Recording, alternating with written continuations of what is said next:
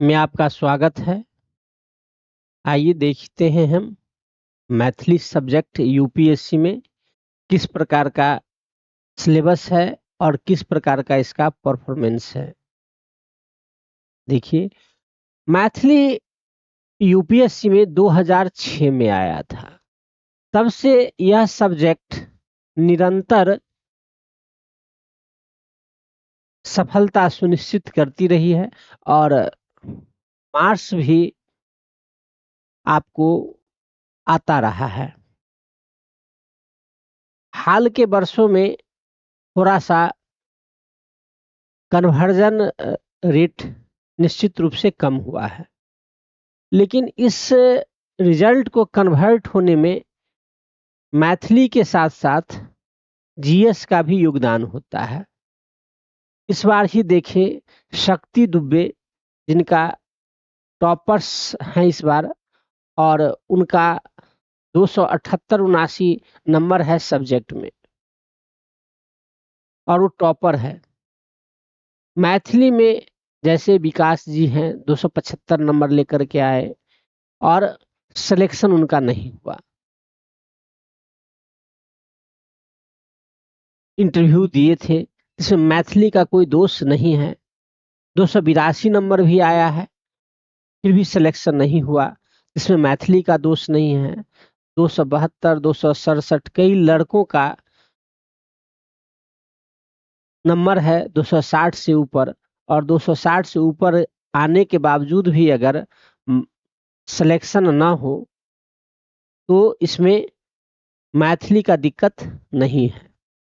बहुत बच्चे ऐसे हैं, जैसे आप देखिए, यूपी में अभी जौनपुर में कार्यरत है प्रतिमा वर्मा। उन्होंने मार्च वगैरह में क्लास लिया, वो भी ऑनलाइन, यूपी की है, फिर भी 262 या 63 समथिंग ऐसे ही नंबर जो है ना वो लेकर के आई। अब 4-5 महीना पढ़ करके वो भी गैर मैथिल भाषी मैथिली में इतने नंबर लेकर के आए। मैथिली में 300 से एभव कई लोग लाए, जब आता था 317 राजस्थान की नीलमा खोरवाल जो है ना लेकर के आई। आप समझ सकते हैं, विकास मीना, ये सब सागरिका नाथ, ये सब बाहरी, परमजीत कौर, ये सब मैथिली से सिलेक्टेड हुए, जो बाहर क्षेत्र के हैं। संदीप वगैरह ये सब बाहर से हैं। तो बाहर के स्टूडेंट आने का एक ही कारण रहा है कि मैथिली में मार्क्स अच्छा रहा है। रिजल्ट होते रहता है तो अच्छे लड़के जुड़ते रहते हैं। जीएस में अगर लड़के परफॉर्मेंस करते हैं तो मैथिली धोखा नहीं देता और मैथिली सिलेक्शन सुनिश्चित कर देता है। तो 317 नंबर आकर के ही नीलमा खोरवाल को 924वां रैंक आया था। आप समझिए कि मैथिली नहीं रहता तो उसका क्या सिलेक्शन होता। ये तो टॉपर्स का मार्क्स था। तो मैथिली में जनरली सीरियस बच्चे जुड़ कम पा रहे हैं, इस कारण से ये दिक्कतें आ रही है। तो अच्छे लड़के जुड़ेंगे तो यहाँ पर टॉपर्स निकल के आना मुश्किल नहीं है। लगातार देखिए, प्रिंस, अतुल, उमाशंकर, ये सब जो है ना, मिथिलेश मीना, ये सब जो है ना मैथिली में प्रॉपर जाकर के हाल में ही आईएएस बने हैं। तो इस प्रकार के जो है ना, मैथिली में ऐसे नहीं है कि टॉपर्स नहीं हुए हैं और आईएएस बनने में कुछ समस्या आई है। तो इस प्रकार से मैथिली आपको मार्क्स सुनिश्चित करता है। दूसरे सब्जेक्ट में आप जाकर के देखेंगे तो देखिए, 2 साल चलता है,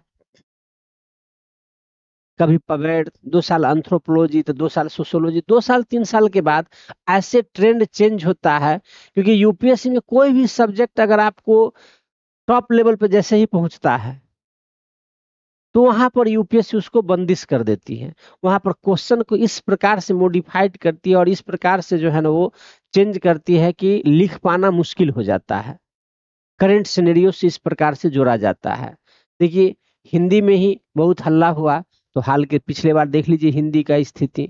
लड़के क्या करते हैं, ट्रेंड में सोशल मीडिया पर जाकर के देखे, जो सब्जेक्ट का जो है ना ज्यादा रहता है बोलबाला, उसको लिए जैसे इस बार PSIR का था तो PSIR बहुत सारे लड़के रखने शुरू हुए, 2 साल में जब तक वो तैयार होगा तब तक वो सब्जेक्ट ट्रेंड से हट जाएगा, क्योंकि इतना हल्ला हो रहा है कि फिर उस पर क्वेश्चन अलग से आ जाएंगे। क्योंकि मैक्सिमम यूपीएससी क्या है, छांटने का एग्जाम है, सेलेक्ट लेने के लिए करने के लिए नहीं लेता है, क्योंकि सिलेक्शन के लिए तो सब कोई पढ़ा हुआ है।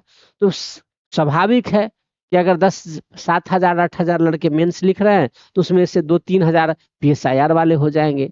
जब आप बहुत संख्यक को छांटना है तो क्वेश्चन को टफ करेगा, ये नेचर होता है, स्वाभाविक है। और वहां पर क्वेश्चन टफ होता है और लड़के फेंका जाते हैं।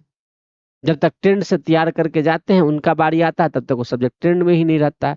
मैथिली में ये चीज नहीं होता है, क्योंकि एक रीजनल पेपर है, इतने लोग ही नहीं होते हैं, 8 लोग 10 लोग 12 लोग एग्जाम देते हैं।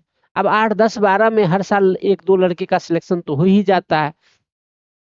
तो आप 12 लड़के में 10-12 लड़के में इस बार भी जैसे 7-8 लड़के दे रहे हैं, तो बहुत ज्यादा लड़के जो है ना इस सब्जेक्ट से जुड़ते नहीं हैं। लेकिन जो जुड़ते हैं उनको लाभ निश्चित रूप से मिलता है और अच्छा लाभ मिलता है। तो इसलिए मैथिली से आइए, जुड़िए और मैथिली सब्जेक्ट को आप उसकी अहमियत को समझिए। और यूपीएससी का जो एग्जाम होता है एक रणनीति का एग्जाम होता है, क्योंकि यूपीएससी में देखिए मैथिली में क्या है कि कोई न बदलाव है न कुछ है। फर्स्ट पेपर देखेंगे तो आपको 80% क्वेश्चन से 90% क्वेश्चन हूबहू रिपीट होता है। लिखना तो 8 में से 5 ही होता है ना। दूसरे सब्जेक्ट में है कि कौन लिखूं, चुनना पड़ता है। मैथिली में सारे क्वेश्चन आपको आते रहते, छांटना पड़ता है कि लिखा कौन जाए, बेहतर कौन तैयारी है। सेकेंड पेपर में देखिए तो व्याख्या में थोड़ा सा नया रहता है, अन्य क्वेश्चन सारा रिपीट ही होता है, वहां भी 80% क्वेश्चन रिपीट होता है, क्योंकि इसमें कोई करंट सिनेरियो से जुड़ने वाला क्वेश्चन नहीं होता है। इस कारण से एक बार अगर तैयारी हो गई तो संपूर्ण तैयारी हो जाता है। लिखने की समस्या है तो हिंदी के बहुत करीब है मैथिली। आप देखिए ही दर्जन से ज्यादा हम स्टूडेंट का नाम आपको गिनाए जो मिथिला से बाहर से हैं, राजस्थान, महाराष्ट्र, हरियाणा, है ना, MP, उड़ीसा, सब जगह से बच्चे मैथिली को लेकर के पास किए हैं। तो लिखने की समस्या नहीं है। अंग्रेजी लिखते सब कोई है, बोलते कितने आदमी हैं, उसी प्रकार से मैथिली हर कोई लिख सकते हैं, भले ही वो बोलना जाने या न जाने। कुछ लोग के मन में मिथ्यक धारणा है कि मैथिली मतलब दरभंगा मधुबनी। मैथिली का मतलब दरभंगा और मधुबनी नहीं है। मैथिली का मतलब है दरभंगा, मधुबनी, भागलपुर तक इलाका, देवघर तक का इलाका, ये सब मैथिली का ही क्षेत्र आता है। अररिया, किशनगंज, पूर्णिया, ये सब मैथिली का ही क्षेत्र होता है। हिंदी ही हम बोलते हैं, तो जो हम हिंदी बोलते हैं वो हरियाणा वाले लोग बोलते हैं नहीं बोलते हैं। तो भाषा में विविधता ये जो होती है उसका विशेषता होता है। एक सुर में कोई भी भाषा नहीं बोली जाती है, तो इस कारण से ये सब मैथिली का ही क्षेत्र है। हम लोग हिंदी अलग अलग बोलते हैं, भले लिखते, लेकिन तो एक ही के जैसे ही। तो मैथिली हर आदमी को सीखना होता है, क्योंकि हम लोग का बोली का भाषा अलग है और लिखने का भाषा अलग है। आप मेरे यूट्यूब चैनल पर भी जाएंगे, फेसबुक पे भी जाएंगे, या प्रबोधन IAS ऐप है मेरा, वहां भी जाएंगे। लिखने के लिए सिखाया गया है। मात्र आप 2 से 3 घंटे के वीडियो देख करके आप मैथिली लिखना आसानी से सीख सकते हैं। हाँ, लेकिन प्रैक्टिस करने के लिए थोड़ा सा तो समय देना ही होता है। तो आपको प्रैक्टिस करने के लिए थोड़ा सा समय देंगे और वो इजीली हो जाता है। सिलेबस में देखिए सेकेंड पेपर में विद्यापति पढ़ना है, राधा कृष्ण का गीत, गोविंद दास पढ़ना है, राधा कृष्ण का गीत, कृष्ण जन्म, बालकांड, सुंदरकांड, कीचक वध। आधा सिलेबस आपको रामायण और महाभारत के छोटे से भाग से है, जो हर घर घर में लोग जानते हैं। बस उसको मैथिली में आकार देना है, इससे ज्यादा कुछ नहीं है। सिलेबस छोटा हो जाता है इस प्रकार से। तो कहानी आपको पता है, इस कहानीकार ने किस प्रकार से कहानी रचा है, उनकी भाषाएं शैली क्या है, उनका लिखने का विशेषता क्या है, प्रभाव क्या है, इसी चीज को वहां पर दर्शाना है, पढ़ना होता है। तो कहानी आपको पहले से पता होता है। विषय विषयांतर इसमें बहुत ज्यादा मतभेद कहने का मतलब नहीं है ना, जो है वही है। इस कारण से इतने कम समय में अगर आपको तैयार हो जाता है, आप जाएंगे तो प्रबोधन IAS ऐप पर देखेंगे, मात्र 15 क्लास हुआ है, 3 क्लास और बचा हुआ है, 18 क्लास मतलब 18 घंटा। 18 घंटे के क्लास में साहित्य के इतिहास समाप्त होने वाला है। नया बैच जो है ना फिर से शुरू हो रहा है, उस पर भाषा के इतिहास शुरू होगा आपको 8 तारीख से। ठीक है, तो 8 अगस्त से आप शुरू कर सकते हैं। 10 बजे से 10 से लेके 11 बजे तक लाइव क्लास होता है, तो आप लाइव क्लास में भी जाकर के आप जुड़ सकते हैं प्रबोधन आईएएस ऐप पर। 8 तारीख से ही 11:30 बजे से आपको ऑफलाइन क्लास शुरू हो रहा है। ठीक है, मुखर्जी नगर दिल्ली में। तो आप यहाँ पर भी आकर के ऑफलाइन जिनको करना है आप आकर के ज्वाइन कर सकते हैं। तो मैथिली हम कह रहे थे कि मैथिली क्या है कि इतना कम समय में आपको तैयारी कराता है कि आपको जीएस वगैरह पढ़ने में महत्वपूर्ण टाइम को आपको बचा देता है। दूसरे लोग हमेशा सब्जेक्ट को इतने समय देते हैं, वो समय आप जाकर के जीएस में देंगे। तो मैथिली खुद मार्क्स को सुनिश्चित करता है। दूसरे में क्या है कि आप लिख के आए, क्या नंबर मिलेगा, किसी को 150 भी मिल रहा है, किसी को 100 भी मिल रहा है, किसी को 280 भी मिल रहा है, 270 भी मिल रहा है, 90 भी मिल रहा है। मैथिली में क्या है, आप सारा क्वेश्चन लिख के आए हैं तो 250 से तो ऊपर निश्चित रूप से है ही। बस लिख के आ जाने के देखिए, आप सबका रिकॉर्ड आपको मिलेगा, इसी प्रकार से ही नंबर होता है। तो मैथिली में कम से कम इतना है कि आप इससे बेहतर जितना रटेंगे, जितना आप उदाहरण को रटेंगे, उतना अच्छा बेहतर नंबर लेकर के आ पाएंगे। तो ये फिक्स है कि अपना नंबर देगा, समय बचाएगा, तो जीएस में भी आप इस समय का उपयोग करके मार्क्स बढ़ा सकते हैं। तो मैथिली इस प्रकार से बहुत ही उपयोगी सब्जेक्ट है। इसके अहमियत को समझिए। यूपीएससी एक रणनीति का एग्जाम है, इस बातों को समझिए और अपनी सफलता को सुनिश्चित करिए।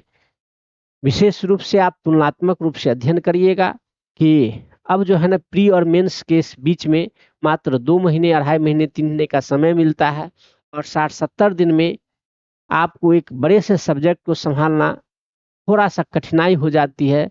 और ऐसे कम समय में मैथिली जैसे छोटे सब्जेक्ट आपके लिए एक बहुत ही महत्वपूर्ण भूमिका निभा सकता है। इस रणनीति को समझिए। सिलेक्शन में मैथ्स हो या मैथिली हो कोई फर्क नहीं पड़ता है, आप सेलेक्ट हो गए वहां पर बराबरी में है।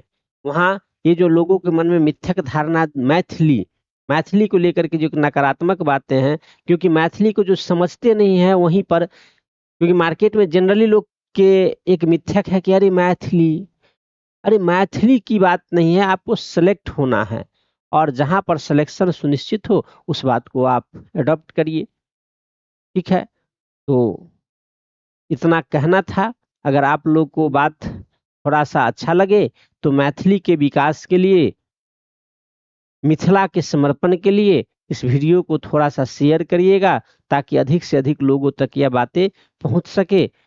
तो ऑफलाइन क्लास मुखर्जी नगर में आपको शुरू हो रहा है 8 तारीख से 11:30 बजे। आप आ करके अवश्य क्लास में डेमो ले, 3 दिन, 4 दिन, 5 दिन का आप डेमो ले सकते हैं। बेहतर लगे तो ही जा करके आपको ना एडमिशन लेना है, आगे का प्रोसेस करना है। तो 3, 4, 5 दिन आप आ करके देखिए, देखेंगे तभी डर मन से निकलेगा और डर निकल गया तो मैथिली सब्जेक्ट में बहुत कुछ नहीं है और आप आराम से करेंगे। कैसे लिखेंगे, नहीं लिखेंगे, ये सब बात आप छोड़ दीजिए। लिखना सुनिश्चित हो जाए तभी जा करके आप एडमिशन लीजिएगा। ठीक है, तो धन्यवाद।